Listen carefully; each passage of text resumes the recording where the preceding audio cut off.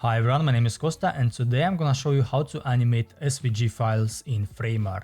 And for this we are gonna use this component created by Benjamin. I will click on copy component, go to Framer, select the stack that I want to place the component inside and press Ctrl V to paste it. Now go to Figma and I created this similar to what Benjamin has on his website. So a very important thing, make sure that your SVG file is using a stroke and it's not using outline stroke. If it's gonna use outline stroke, then it's not gonna work. So now export this as an SVG, go inside Framer and drag the SVG file. I will make it smaller.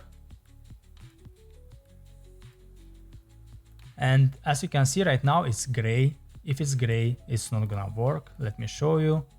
You can't drag the animator to the SVG. So make sure you double click on the file and this happens. So what you have to do is now double click to go inside the SVG file and just make it smaller like this. And this happens because the stroke is too wide. So let's decrease the stroke to something like this and make it bigger, and now it looks good. So let me select the animator and drag it to the SVG file. Now in here you can make it bigger and smaller in height. If I click on preview, you will have this beautiful animation. So on your right side, you have also a few options which you can use. For example, you can use loop animation. And now that is gonna animate constantly without stopping.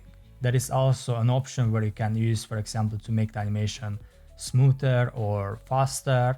So yeah, there are a few options. Obviously, it's not very advanced, unfortunately. If you want to animate advanced SVG files, you have to use maybe Lottie files instead. But I would say for very basic animations, that is good enough. So that is it guys, thank you so much for watching, see you next time.